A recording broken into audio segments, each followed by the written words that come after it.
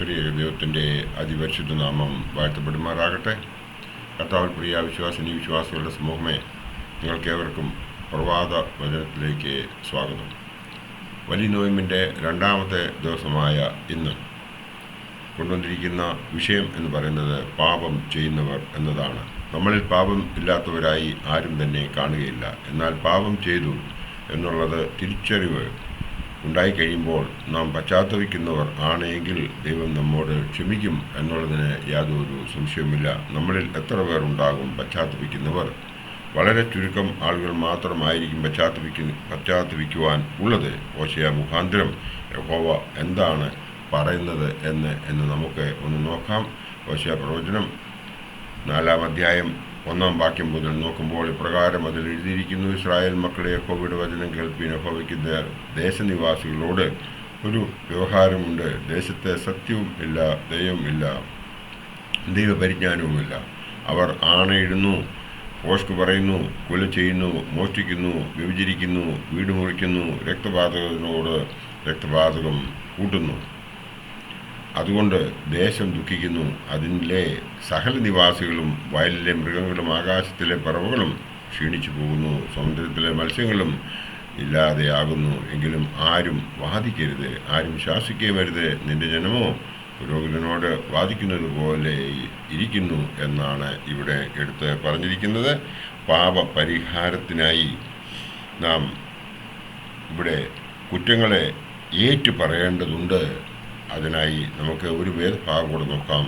മലാഖി പുസ്തകം 2-ാം അധ്യായം 1-ാം വാക്യം 2-ാം വാക്യത്തിലും പ്രകാരം പറയുന്നു: ഓരോ പുരോഹിതന്മാരെ, ഈ ആജ്ഞ നിങ്ങളോടാകുന്നു. നിങ്ങൾ കേട്ടനുസരിക്കുകയും എൻ്റെ നാമത്തിൽ മഹത്വം കൊടുക്കാൻ തക്കവണ്ണം മനസ്സുവയ്ക്കുകയും ചെയ്യാഞ്ഞാൽ ഞാൻ നിങ്ങളുടെ മേൽ ശാപം അയച്ച് നിങ്ങൾക്കുള്ള അനുഗ്രഹങ്ങളെയും ശപിക്കും എന്ന് സൈന്യങ്ങളുടെ യഹോവ അരുളിച്ചെയ്യുന്നു. അതെ, നിങ്ങൾ മനസ്സ് വയ്ക്കായതുകൊണ്ട് ഞാൻ അവയെ ശപിച്ചുവരിക്കുന്നു എന്ന് ഇവിടെ എടുത്തു പറയുന്നതായി നമുക്ക് കാണാം. ഹോശേയയുടെ പുസ്തകം 5-ാം അധ്യായം 15-ാം വാക്യം കൂടി നമുക്ക് നോക്കാം. അവർ കുറ്റം ഏറ്റു പറഞ്ഞു: എൻ്റെ മുഖം അന്വേഷിക്കുവോളം ഞാൻ മടങ്ങിപ്പോയി എൻ്റെ സ്ഥലത്തിരിക്കും. കഷ്ടതയിൽ അവർ എന്നെ ജാഗ്രതയോടെ അന്വേഷിക്കും എന്ന് ഇവിടെ എടുത്തു പറയുന്നതായി നമുക്ക് കാണാം. ഒരു വേദഭാഗം കൂടെ നമുക്ക് നോക്കാം. വിശുദ്ധ ലൂക്കോസ് എവൻഗേലിയോസ്ത എഴുതിയ സുവിശേഷം 21-ാം അധ്യായം 33 മുതൽ ഉള്ള ഭാഗത്ത് എന്താണ് പറയുന്നത് എന്ന് നമുക്ക് നോക്കാം. ആകാശവും ഭൂമിയും ഒഴിഞ്ഞു പോകും, എൻ്റെ വചനങ്ങളോ ഒഴിഞ്ഞു പോകുകയില്ല. നിങ്ങളുടെ ഹൃദയം അതിഭാഷണത്താലും മദ്യപാനത്താലും ഉപജീവന ചിന്തകളാലും ഭാരപ്പെട്ടിട്ട് ആ ദിവസം നിങ്ങൾക്ക് പെട്ടെന്ന് കെണി പോലെ വരാതിരിപ്പാൻ സൂക്ഷിച്ചുകൊള്ളുവീൻ എന്നാണ് ഇവിടെ പറയുന്നത്. 35-ാമത്തെ വാക്യത്തിൽ പറയുന്നു: അത് സർവ്വഭൂതലങ്ങളിലും വസിക്കുന്ന ഏവർക്കും വരും. ആകയാൽ ഈ സംഭവിക്കാനുള്ള എല്ലാറ്റിനും ഒഴിഞ്ഞു പോകുവാനും മനുഷ്യപുത്രൻ്റെ മുമ്പിൽ നിൽപ്പാനും നിങ്ങൾ പ്രാപ്തരാകേണ്ടതിന് സദാകാലവും ഉണർന്നും പ്രാർത്ഥിച്ചു കൊണ്ടിരിപ്പീൻ എന്നാണ് ഇവിടെ എടുത്തു പറയുന്നത്. അതായത് ഈ നോമ്പിൻ്റെ 2-ാം ദിവസമായ ഇന്ന് നാം ഓരോരുത്തരും ഇത് കൃത്യമായി മനസ്സിലാക്കി പാപത്തിൽ നിന്നും നാം പിന്തിരിഞ്ഞ് പാപം ചെയ്യാത്തവരായി പ്രവർത്തിക്കത്തക്കവണ്ണം എപ്പോഴും പ്രാർത്ഥിച്ചുകൊണ്ടിരിക്കുവാൻ വേണ്ടി ദൈവം നമ്മളെ എല്ലാവരെയും അനുഗ്രഹിക്കട്ടെ. ഇവിടെ നാം ബൈബിൾ പാരായണം ചെയ്യുമ്പോൾ നമുക്ക് മനസ്സിലാകുന്നതായ ഒരു കാര്യമുണ്ട്. കായേൻ ഹാബേലിനെ അടിച്ചു കൊന്നതിനാൽ അവൻ ശപിക്കപ്പെട്ടു എന്ന് നമ്മളിവിടെ കാണുന്നു.